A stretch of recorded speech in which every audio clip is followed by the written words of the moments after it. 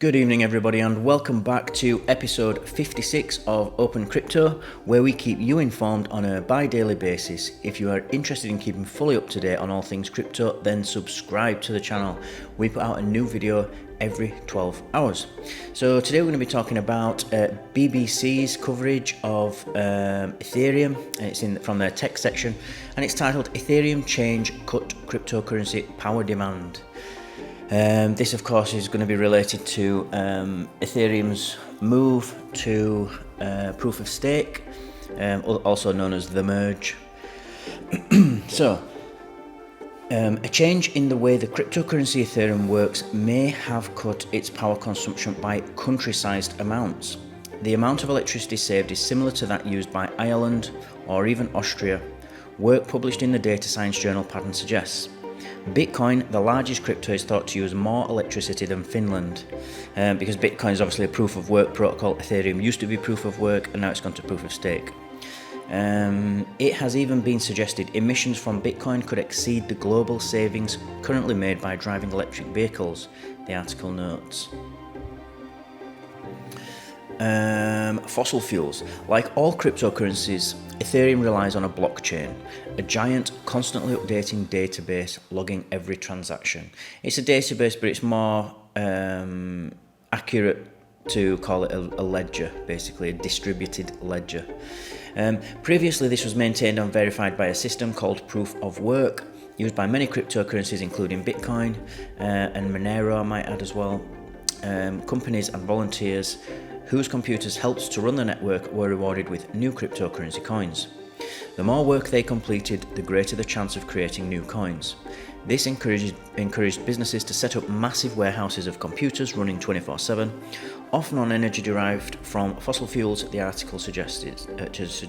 They actually just go to wherever the electricity is cheapest. And usually because ASIC miners, which are used for Bitcoin, they generate a huge amount of heat. So it's usually the prerequisites for setting up a Bitcoin mining farm is a cold temperature and cheap electricity. So Iceland, for example, is a bit of a hotbed for Bitcoin mining farms, just because it's so cold there, and you can naturally keep the miners cool, the computer systems cool, and also they have relatively cheap electricity there. But on 15th of September, in an event known as the merge, Ethereum switched to a system called Proof of Stake, where the chance of creating a new coin no longer depends on the amount of computing work completed. So, legal limits. The technical complexity of the switch was compared to rebuilding a skyscraper's foundations while it remained standing. Another phrase I've heard called is like changing the tire, changing the wheel on a vehicle that's moving, just to sort of help you understand how difficult it was. While the blockchain's going and everyone's still using it, they had to try and upgrade and change it. And it was a massive overhaul from proof of work to proof of stake. It's a massive change in the protocol, and they had to do that whilst it was all still going. So there was no it wasn't like they switched it off, upgraded it, and everybody rebooted. It was all done while it was running. And it went through really smooth as well. But it cut Ethereum's electrical energy consumption by at least 99.84%, the peer-reviewed Perspective article suggests. The Ethereum blockchain also supports hundreds of millions of dollars worth of other coins and crypto products such as NFTs, but the paper's author, Alex de Vries, a data scientist and economics researcher at Vrije University in Amsterdam, in the Netherlands, warns the computers may simply have switched to creating other cryptocurrencies. And that's true because although Bitcoin uses ASIC miners, Ethereum, when it was proof of work, used GPUs, sort of games cards, graphics cards, for what you would normally use for gaming, and they used a way that you could mine them, and they became the most efficient way to mine Ethereum was using these graphics cards. So now they're completely redundant for Ethereum. they just use them to find something else. There's loads of other ones that loads of other cryptocurrencies that are still proof of work and that still use an algorithm that wants GPU boards to mine them. So it really, I don't think it's saved anything. It's only saved the electricity and the energy demand on Ethereum only, because they'll just move that equipment on to something else just because they want to make profit. They don't care whether it's Ethereum. They'll just mine the coin that is the most profitable at the time. And then they'll just change it into ETH or Bitcoin or whatever it is that they want, or back into dollars and pay for the bills. In September 2022, the White House Office of Science and Technology Policy said legal limits on energy-intensive cryptocurrency mining should be considered.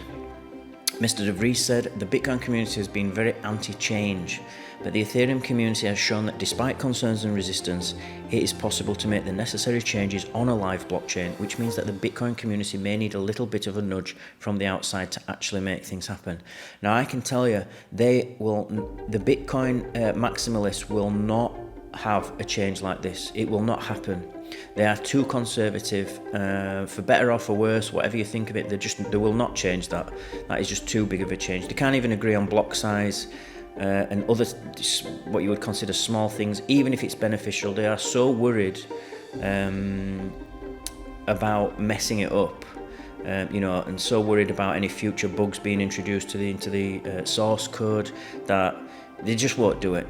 They'll never do it. They'll have such a massive. It'll just cause, like we had in 2016 with the block wars, 2017 when Bitcoin Cash forked from Bitcoin. It'll just be that all over again, but probably worse.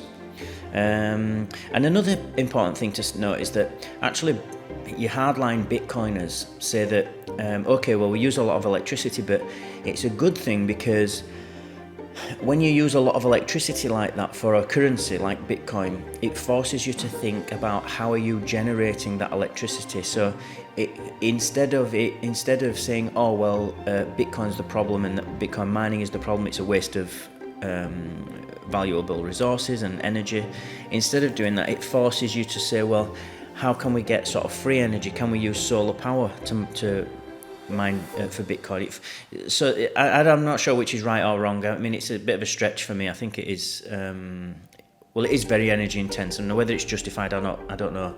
I think they could upgrade and update and make it better, and they should do, but they never will. They will not do that. So.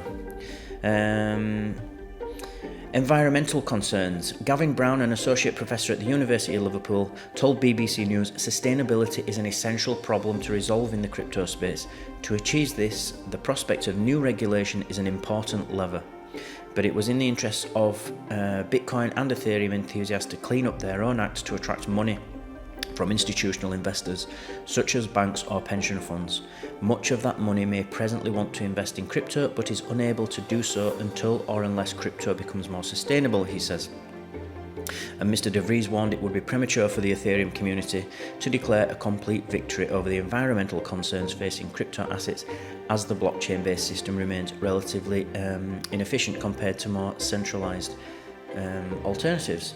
So just a short one today, guys. That's what I've got for you this evening. Remember, everybody, to please subscribe to the channel, join our team. We'll keep you updated on all things crypto every 12 hours. Smash the like button if you feel you got value from this video, and I'll see you all in 12 hours.